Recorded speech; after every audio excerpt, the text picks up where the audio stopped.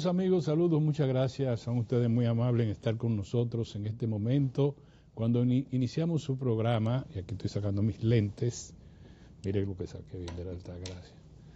El programa Tiempo Medido. Muchas gracias por estar con nosotros. Llegamos a ustedes a través de Teleradio América para todo el mundo. Y esta es una peña de la democracia. Yo quiero hoy, yo sé que algunos de ustedes han estado muy guapos conmigo cada vez que yo le hablo de El Salvador y digo que ese no es el ejemplo que debe seguir la República Dominicana. Primero porque no tienen las mismas condiciones por las que se produjo ese régimen.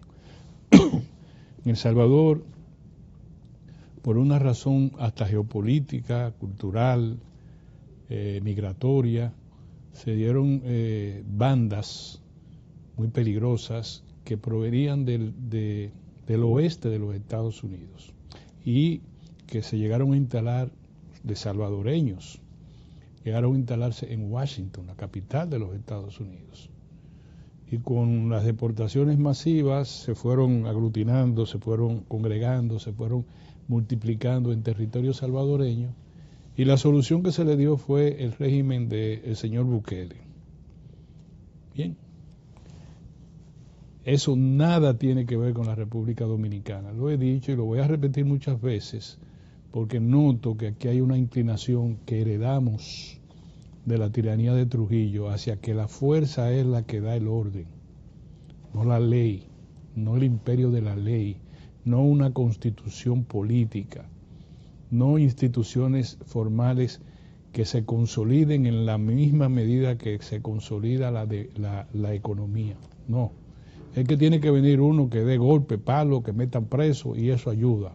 Y ese señor es el artículo del tiempo de Pedro Santana en la Constitución de San Cristóbal que hizo imponer el artículo 210, a verdad sabida, buena fe guardada. O sea, lo que haga el presidente quede exento de cualquier persecución o objeción en materia relacionada con la vida de los ciudadanos, con los derechos humanos. Entonces nosotros no tenemos por qué tener ese régimen. Y le voy a poner este ejemplo que no me dio tiempo de sacar. Hay una ciudadana que era directiva de la Asociación de los Derechos Humanos. Yo no lo voy a sacar ahora, se lo daré más adelante. La señora lleva más de un año presa. Esa señora, sin que su familia en El Salvador lo supiera, más de un año encarcelada, sin juicio. Tiene la Constitución del estado de excepción en El Salvador, tiene una condición para ese tipo de juicio. Le dicen que es reservado, no se dice nada. Reservado, nadie sabe nada. Esa señora lleva más de un año detenida. Le practicaron una cirugía de un tumor en mamario, vieron al médico, la devolvieron, tiene los triglicéridos, ¿qué se dice? Elevadísimo. La hermana que está afuera, exiliada afuera, pidió un permiso, logró entrar a El Salvador para ver a su hermana, no le dan ni siquiera los resultados de los análisis para determinar si ella tiene un cáncer o no. Pero no saben nada, ni su expediente, ni cuándo va a ser, ni nada. Fueron al hospital de las mujeres, al hospital de mujeres de El Salvador, donde la practicaron la cirugía, y le dijeron, no, nosotros no le podemos decir nada, usted tiene que ir a salud pública. Y fueron a salud pública a solicitarlo, y le dijeron, bueno, usted dice que usted es hermana de ella, pero ella es la que tiene que venir aquí a pedir los resultados. Pero no puede venir porque ella está presa. Ah, bueno, es un problema de ustedes. Fueron al orden judicial, a la justicia, y le dijeron, no, nosotros no podemos hacer nada de ahí porque ese es un caso reservado. O sea, se va a morir la señora. Ah, pero hay orden en El Salvador. Y hay un nivel de corrupción a nivel del Estado y no pasa nada. Y el presidente Bukele anuncia su tercera reelección. Y él dice que en muchísimos países del mundo hay reelecciones consecutivas y no pasa nada, confundiendo elecciones de gobierno parlamentarios donde el poder radica en el Parlamento, con gobiernos presidencialistas o presidenciales, como nosotros en América Latina, que no es lo mismo. Pero además, si fuera por la democracia, bien, pero es con excepción constitucional, es decir, la Constitución es inválida para todo el mundo, menos para el jefe del Estado, que es el que hace lo que le da la gana. Bien o mal, como ustedes lo quieran ver, pero eso no es democracia. Y lo digo, lo tenía muy pendiente de decírselo a ustedes. Cada vez que pueda, le trato de desestimular a ustedes de ese criterio de que con la fuerza es que se logra orden, ¿no? El orden se logra con la ley. Y la ley se basa en la institucionalidad democrática. Y la institucionalidad democrática crece a la par con la justicia social, que significa equidad, significa justa redistribución del ingreso público, significa libertades como la libertad de empresa, el derecho a la propiedad privada, el derecho a todo, a la salud, a la vivienda, al trabajo digno, todo. El Estado no puede... ¿Cómo usted va a tener en un país 100.000 gente presa? ¿Pero qué diablo es? ¿Cómo es que un Estado no puede solucionar el que tenga 100.000 criminales presos? 100.000, sin condena, sin nada. Tienen que estar ahí hasta que se mueran. ¿Pero cómo es eso? Eso es contra natura en términos políticos, en términos institucionales.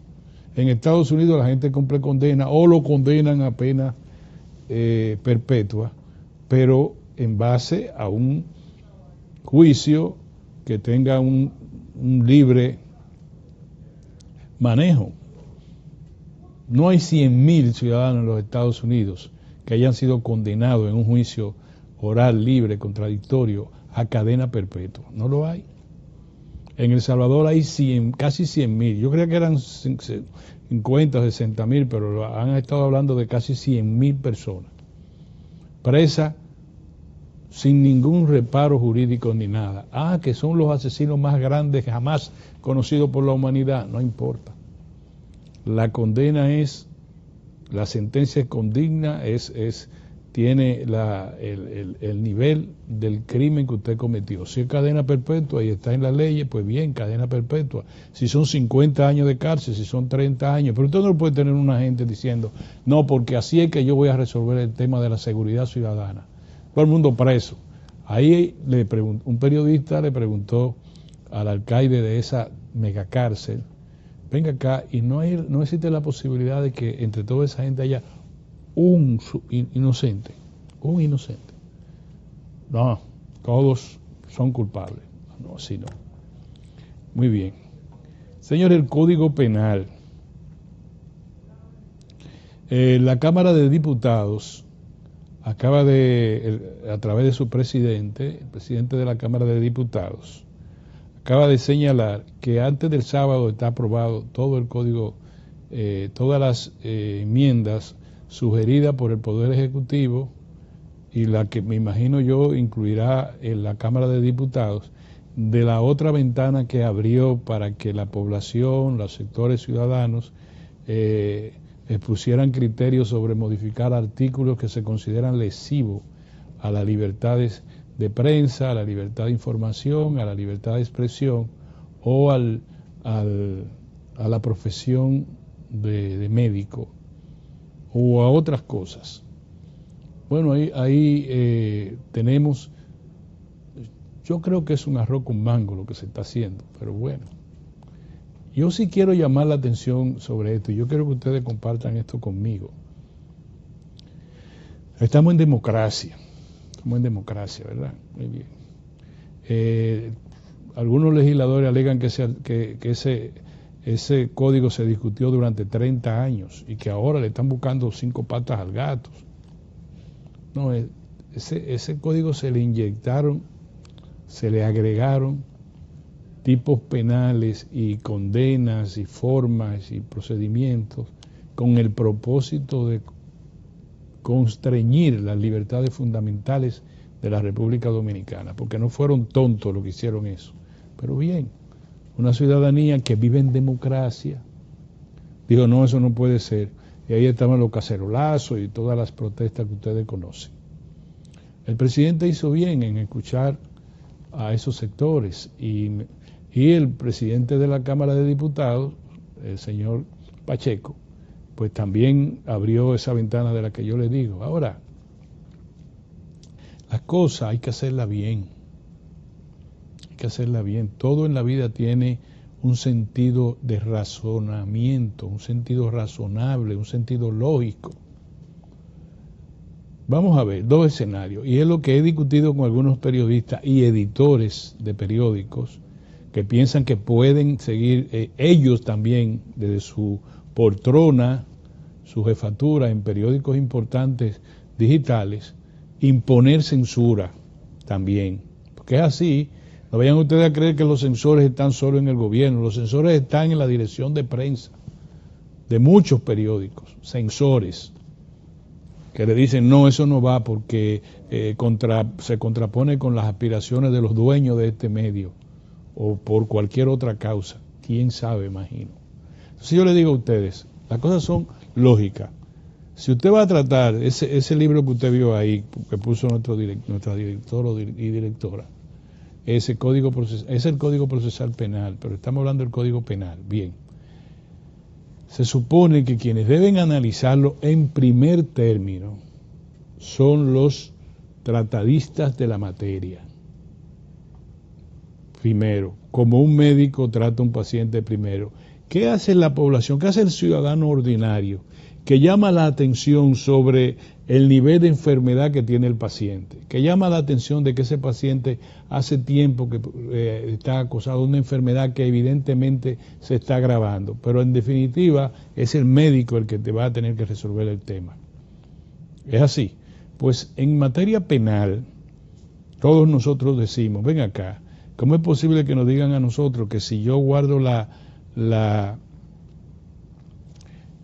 fuente de una noticia que resulta ser una noticia importante de seguridad nacional, diga el Código Penal que a mí me pueden condenar a 30 años de prisión si yo me niego a decirle al Departamento Nacional de Investigaciones el conocimiento que yo tengo de un caso que ellos dicen que es de seguridad nacional?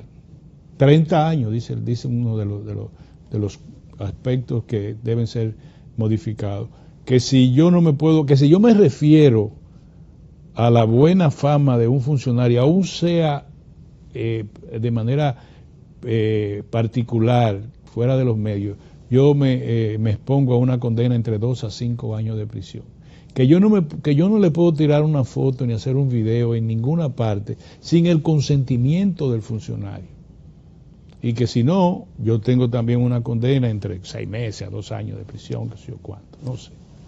Porque no es la idea de yo darle a ustedes los pormenores de los artículos que se están debatiendo. Yo lo que le quiero decir a ustedes es que la presión que tuvo el gobierno, que fue en diferentes partes, nunca debió extraviar las condiciones del consenso social que debió tener esa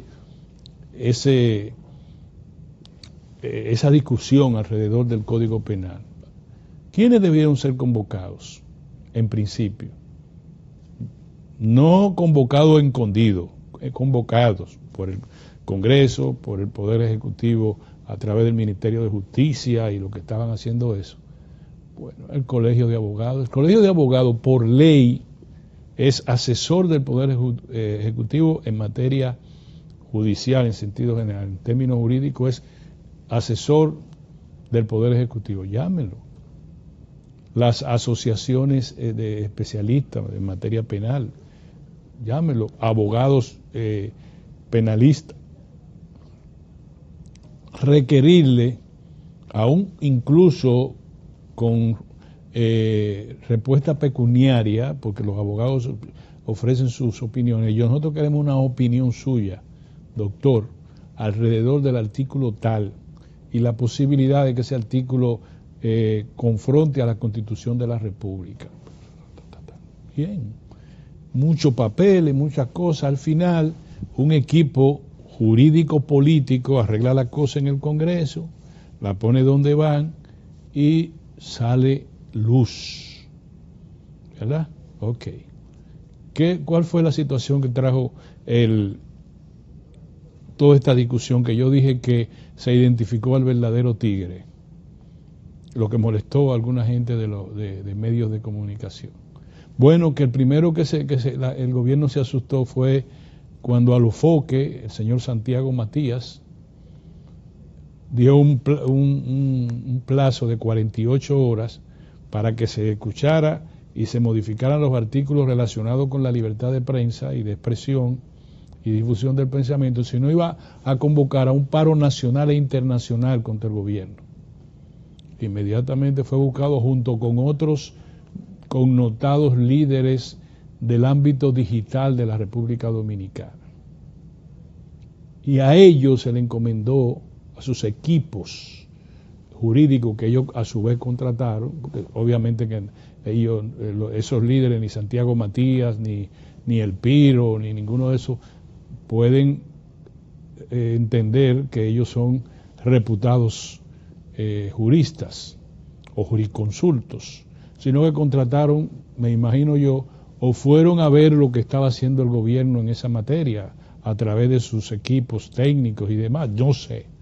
Lo que yo sí sé es que ellos estuvieron en primera línea de confrontación en esa dirección. Entonces uno se pregunta, bueno, ¿el gobierno le cogió miedo a Alofoque? Pregunto. Mientras Alofoque estaba, dice Alofoque, perdóneme que le diga al empresario Santiago Matías, le voy a decir.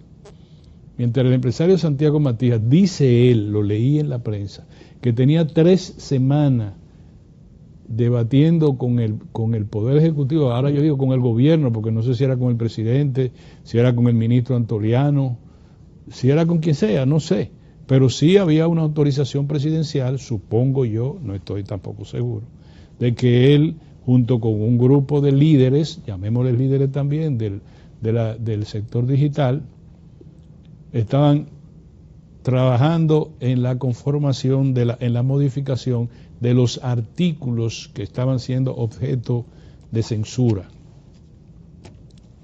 Mientras eso pasaba, otra persona que había ido, según se cuenta en la prensa, porque todo eso se hizo de manera difusa, había estado en el ámbito de mejorar o de modificar esos artículos, el Piro, otro connotado líder digital, se fue al Congreso y reclamó una entrevista de tigre a tigre con el presidente de la Cámara de Diputados.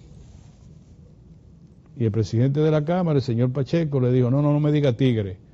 Entonces le dijo, no, entonces yo soy tigre, el tigre soy yo. Ahí, el fin es que el problema estuvo entre tigre a tigre, según el distinguido camarada Piro. En el momento, oigan todo lo que le estoy diciendo, porque la vida también es de efectos que se producen, de mensajes que se envían a través también gráfico también. Estaba hablando el presidente de la Cámara de Diputados,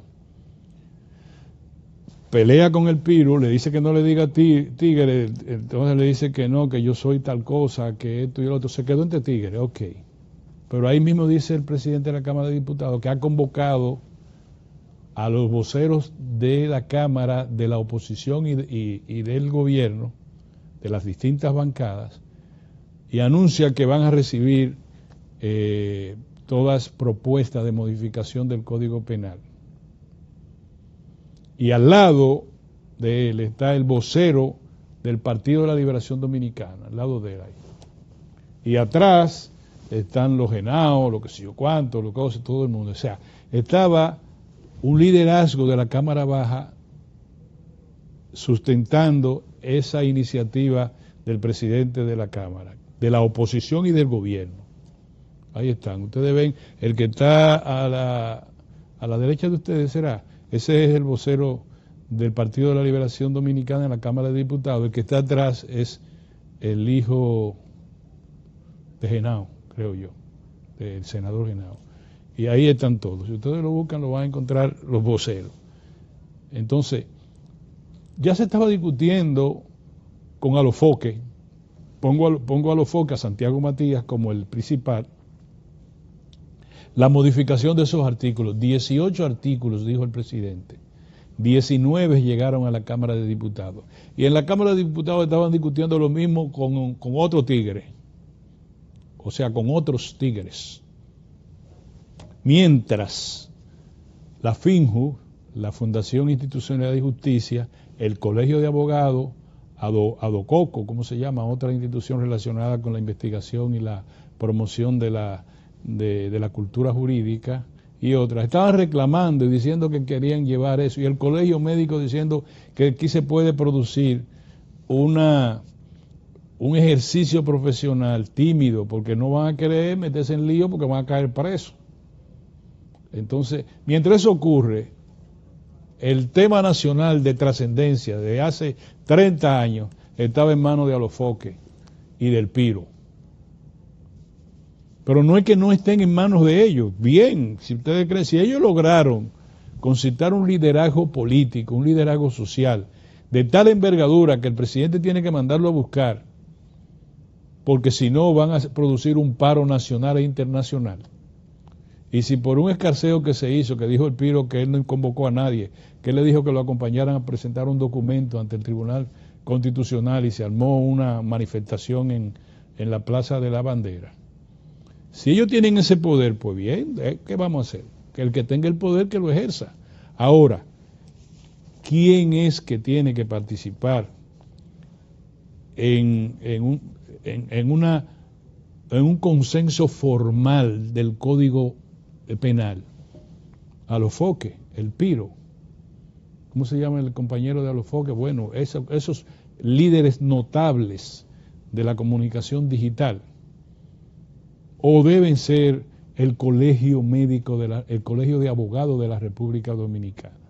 O debe escucharse también al colegio médico, que tenía objeciones importantes que hacer. O debe escucharse a FINJUS, que es una fundación del alto empresariado nacional. Bueno, si va a ser el gobierno Alofoque, bueno, pues Alofoque, ¿qué vamos a hacer? Ahora, no me digan a mí que eso está bien. No está mal que Alofoque haga que toda su influencia a nivel de view pueda traducirlo al terreno político. Bueno, que lo haga. Así es la vida, como puede el egoísmo, dice la canción. Ahora, las cosas se hacen con criterio lógico, porque yo no sé qué usted hace si usted le echa bacalao, entendiendo que el bacalao es salado, a un menjur en la casa, y ahí mismo le echa otra vez arenque, y dice, no, bacalao y arenque son buenos. El bacalao y el arenque son buenos por separado, pero juntos son un problema, ¿verdad? Entonces, aquí este país tiene un problema de fondo, porque somos hipócritas, porque tenemos doble moral, porque le hacemos la cosa escondido, porque damos golpes de sorpresa a la población y vivimos en la búsqueda y no somos lo suficientemente responsables y hasta valientes como para decir, no, que pase lo que tenga que pasar, lo que yo debo hacer es esto, o lo que nosotros en el Congreso debemos hacer es esto, en defensa del país. ¿Por qué se indujo un coma? ¿Por qué se produjo un coma inducido del Código Laboral? O sea, a mí me van a decir que podemos desarrollar una economía, con todos los planes que hay al 2036, sin que figure un ordenamiento jurídico, un código que pueda vincular por vía de ley todo el poderío que tiene la fuerza de trabajo con todo el poderío que tiene el capital. Entonces me van a decir que no. Se queda el viejo Código Laboral, que data de 1952, quiere decir que tiene 73 años en términos formales, y que fue modificado en 1982. 82, quiere decir que tiene más de 20 años, ¿verdad? Entonces, no, ese código que tenían modificaciones de última generación, que promovían empleo, que promovían empleos formales, que promovían seguridad en sentido general para los trabajadores, para la inversión y certidumbre en el tiempo para esas inversiones en cuestiones tan importantes como la tecnología, la cuarta generación industrial. Y entonces, ¿quién colocó en coma inducido al nuevo Código Laboral? Entonces vamos a esperar, y yo particularmente quisiera pedirle a los FOCE que también amenace con convocar un paro nacional e internacional si no movilizan en 48 horas la aprobación del Código Laboral, porque sin duda alguna el problema es de tigre a tigre, y eso no podemos nosotros negarlo. ¿Acaso vemos en primera plana, en primer plano, la discusión de los líderes, abogados, jueces, jurisconsultos en sentido general, discutiendo los temas que se están tratando, o la Sociedad Dominicana de Diarios, que no fue convocada formalmente, al menos no lo ha dicho su presidente en esos términos? El Colegio de Periodistas, ¿dónde está? No.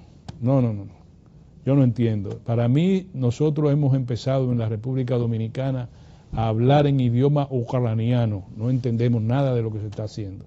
Vámonos a un cambio, señores.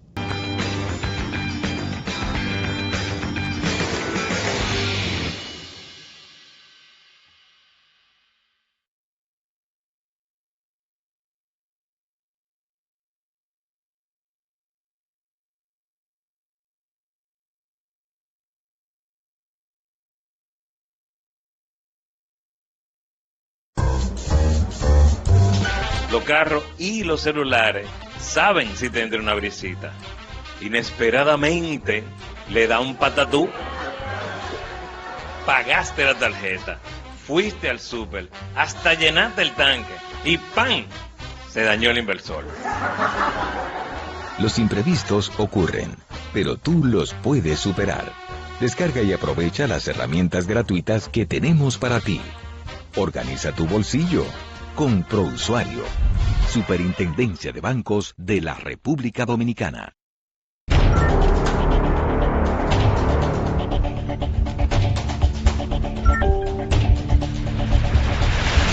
qué es esto?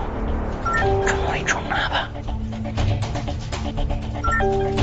Es una estafa, es un montaje. ¿Pero pagar por qué? Yo nunca he hecho esto. Ramírez, me llegó esto. ¿Puedes explicar? Eso es un montaje. La extorsión, el fraude digital y la difusión de imágenes manipuladas son delitos en la República Dominicana. Yo iba a pagar, pero entendí que si pago, no se acaba. Prefiero denunciar. Hazlo. La empresa te respalda. Gracias, señor. Instituto Dominicano de las Telecomunicaciones, Indotel. Si de algo saben las abejas, es de flores. Hay de todo tipo y para todos los momentos. Lo importante no es solo su color, tamaño o forma, sino lo que hace sentir cada una. Y para esos sentimientos trabajan. Igual que el Banco Central, que trabaja para hacer florecer la economía y que sientas estabilidad. Para ese sentimiento de crecimiento y desarrollo. Para que la primavera llegue a todos los sectores y los planes de muchos den grandes frutos. Banco Central de la República Dominicana, trabajando por una estabilidad que se siente.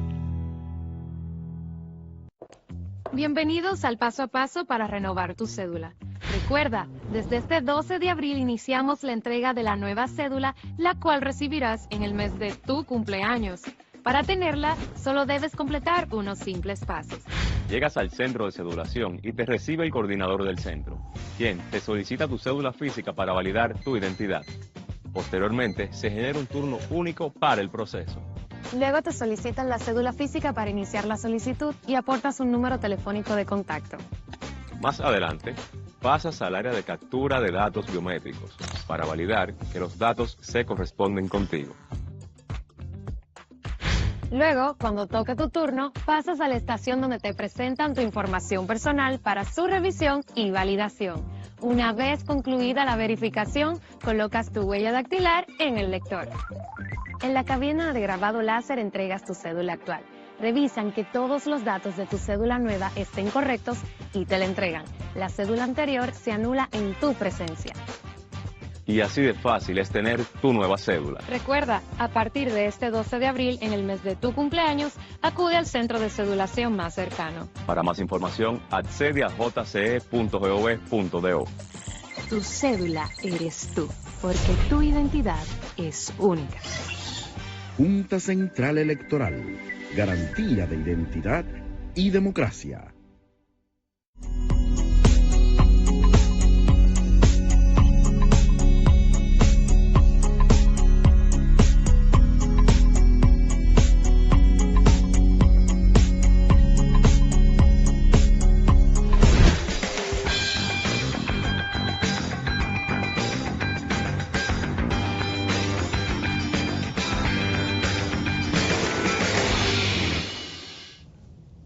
Bien, mis amigos, muchas gracias por estar con nosotros, muchas gracias a los que se conectan con nosotros en tiempo medido en este momento. Hoy quiero expresar nota de pesar por el fallecimiento de 3 amigos, que la verdad, tres buenos amigos. Raúl Grisanti, quien hace muchos años no teníamos una amistad bastante sólida. Falleció Raúl Grisanti, comunicador, artista, intérprete, productor de programas de televisión. Murió de un infarto. Otro amigo, tremendo periodista, Luis Danilo Santamaría, de Monteplata, periodista, humanista, trabajador social, firme en su principio, columnista, muy buen amigo también. Murió Luis Danilo Santamaría. Y otro no menos apreciado, Formerio Rodríguez, de Boca Chica, tremendo colega, gran amigo, muy trabajador, intelectual, con mucha formación. Murieron los 3. Que Dios los acoja en su seno a esos 3 buenos amigos y que le ofrezca consuelo a sus familiares. Señores, hoy a esta hora, exactamente a esta hora, lo dice así mismo para que ustedes lo sepan, a esta hora, dice, hoy miércoles 15 de julio a las 5, dice a las 5:04, todavía que no son las 5:04, esto es visto en el otro extremo del planeta, pero el petróleo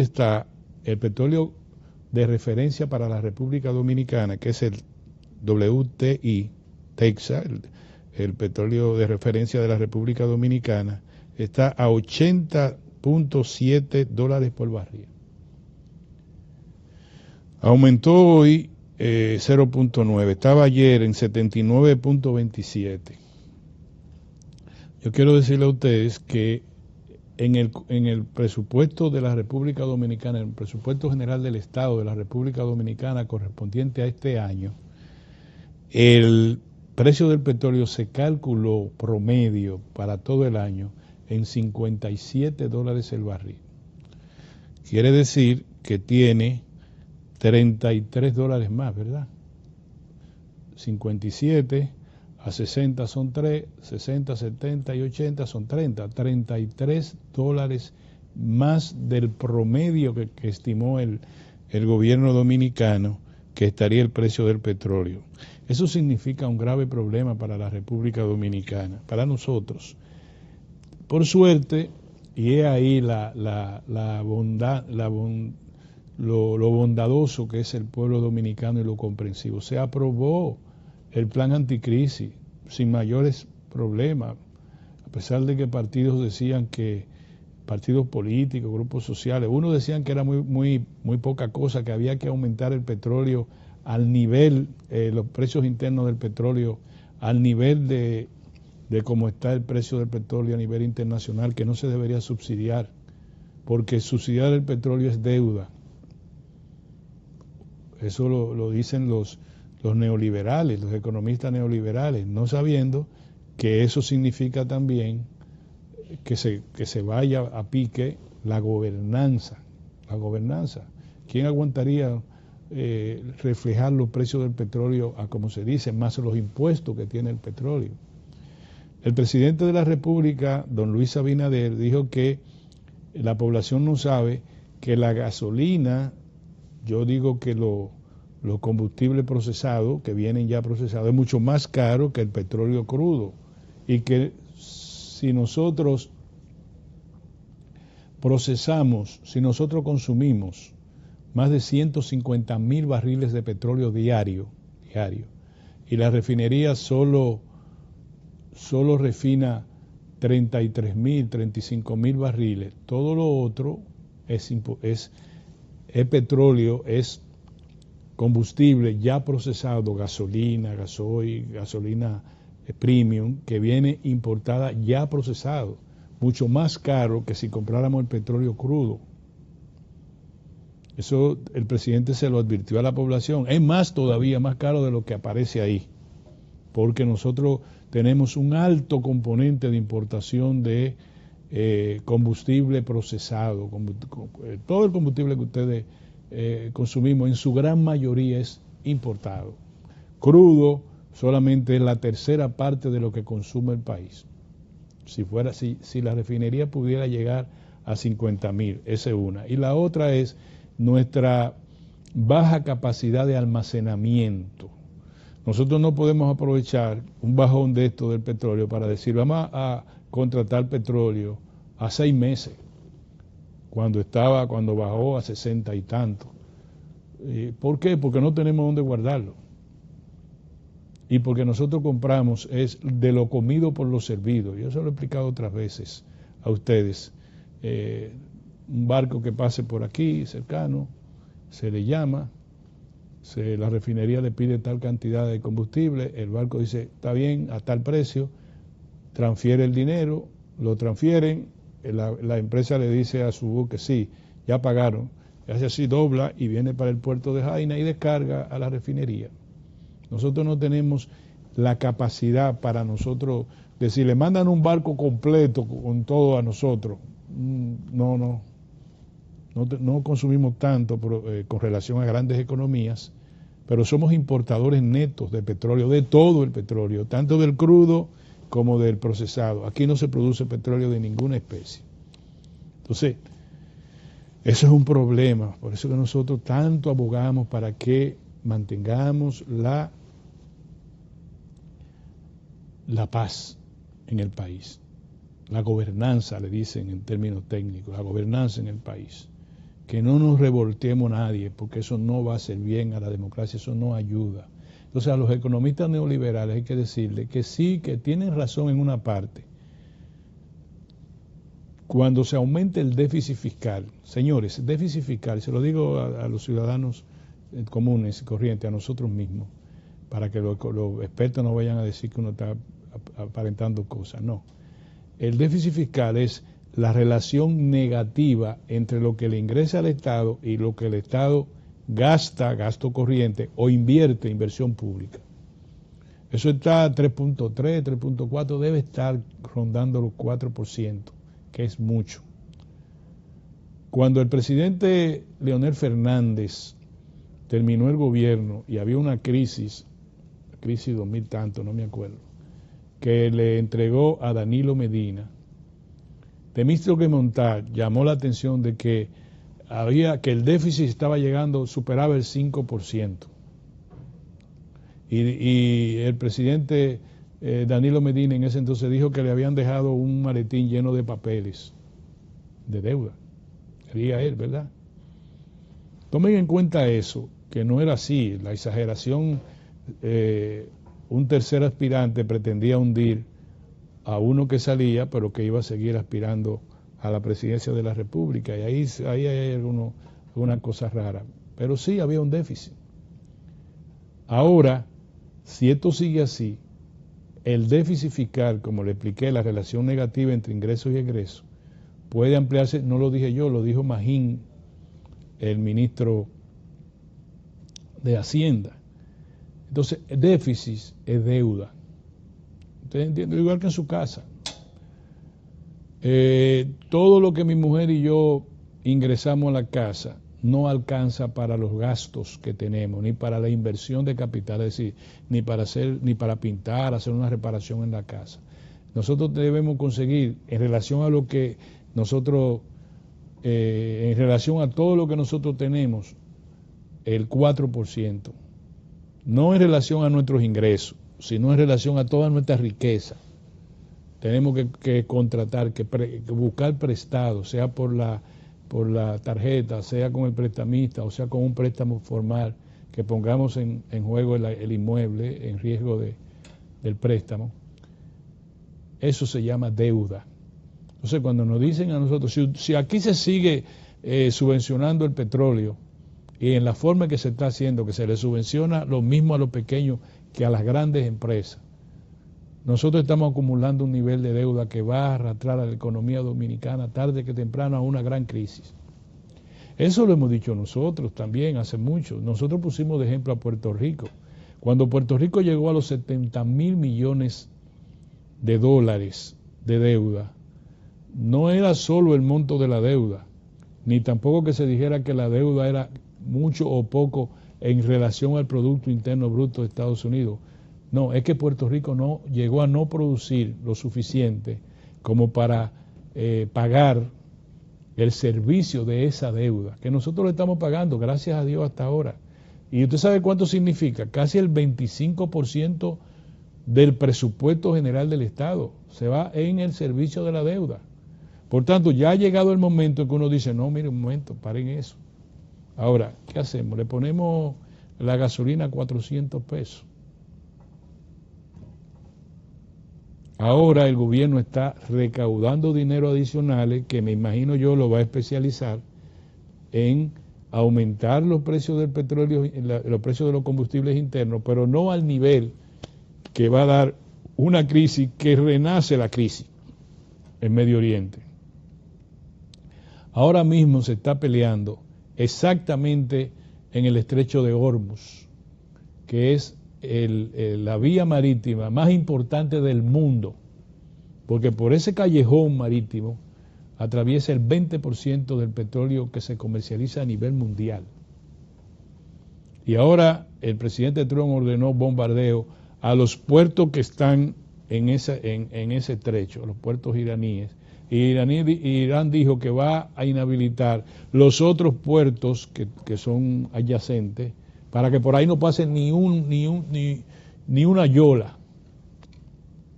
El presidente Trump llegó a decir que iba a cobrar el 20% sobre la mercancía que pasara por ahí. Luego dijo, no, porque ya los países generadores de petróleo de esa zona dicen que no haga eso, que van a invertir en Estados Unidos.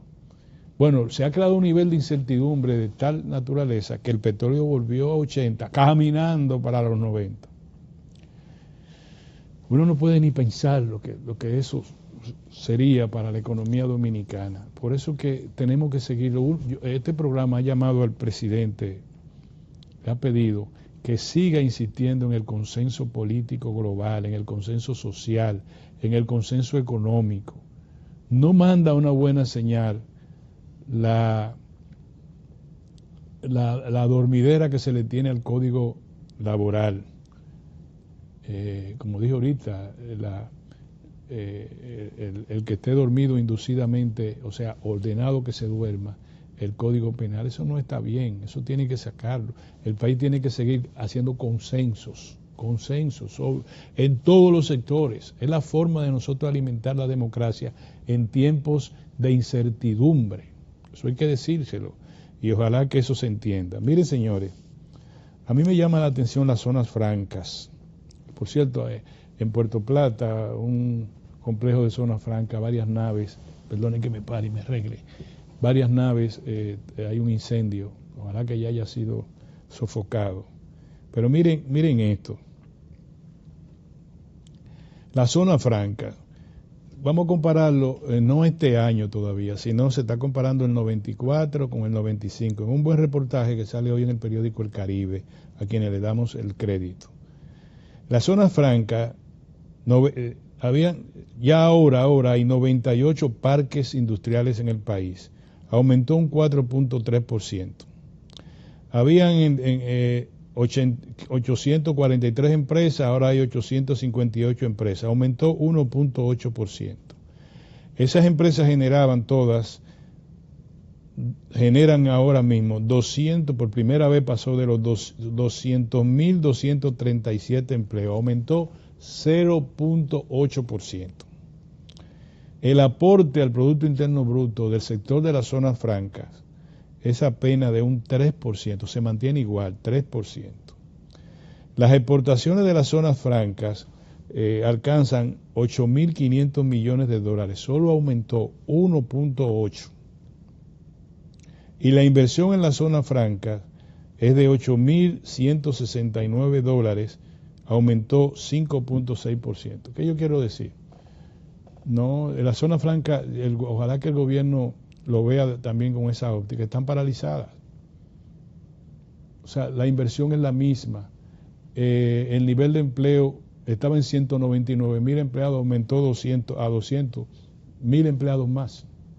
O sea, hay que ver qué políticas emplea el gobierno, cuál es el nivel de incertidumbre internacional que impide que la zona franca en un país que está tan cerca de los Estados Unidos y tan lejos de Dios, no pueda producir un boom, retornar al boom de las zonas francas. Ustedes saben que las zonas francas no dejan otra cosa, los beneficios que dejan las zonas francas al país, las zonas francas, las zonas francas internacionales, es fundamentalmente en empleo y en los gastos que tienen de operación esas empresas en el país, porque los dólares se los llevan. Entonces, como los gastos tienen que ser en dólares cuando cambian peso para pagar los salarios a los empleados, para pagar la luz, la electricidad, los teléfonos, qué sé yo cuánto, pero no pagan impuestos ni pagan nada y están en territorios extranjeros.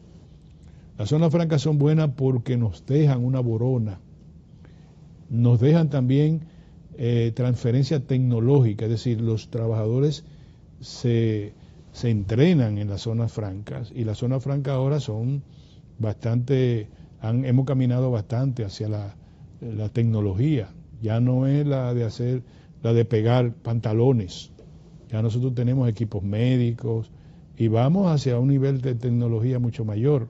Bueno, pues eso lo deja, transferencia tecnológica en la mano de obra dominicana, pero lo que deja la zona franca es empleo y el dinero que gastan en la República Dominicana para su operación, que es en dólares, cambian en el mercado en dólares y esos dólares ingresan a la economía, eso es todo.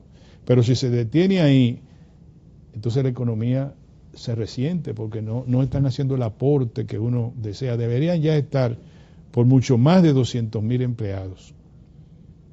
Eso ojalá que el equipo del gobierno en cargo de esto vea qué hacer ahí, cuáles políticas aplicar en el corto plazo, para que otros parques de zona franca, tan cerca de Estados Unidos como nosotros, como es lo de Costa Rica, Centroamérica en sentido general, no nos ganen la competencia de tener ese mercado bastante competitivo para nosotros.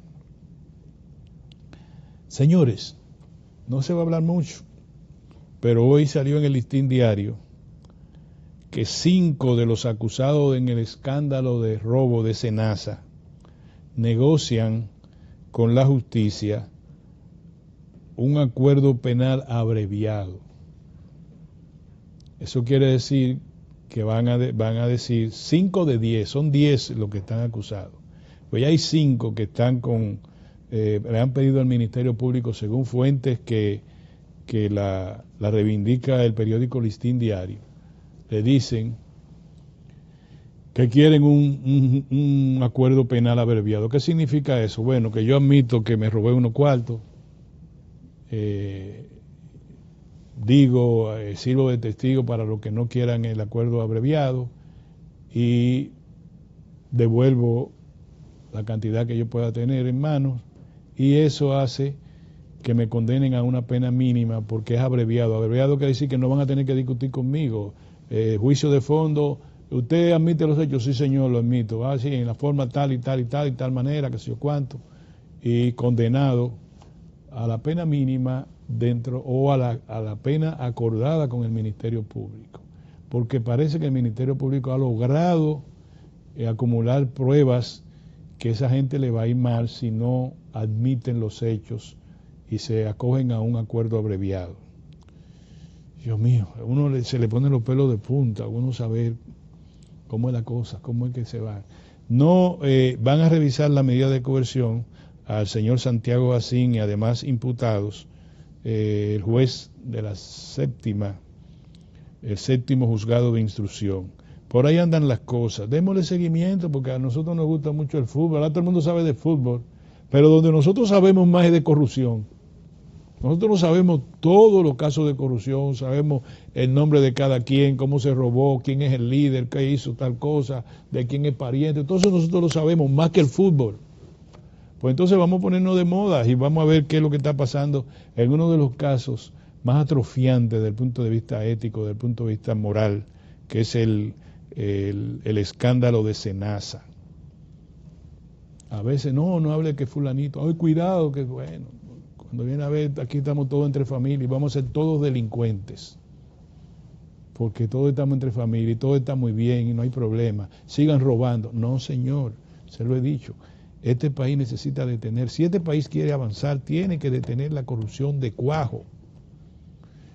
Y ese código penal, manejado como está, miren, yo prefiero callarme y meterme debajo del colchón de mi casa cuando me dicen, antes del sábado eso está resuelto. ¿Qué es lo que estamos tratando? ¿Un ratón?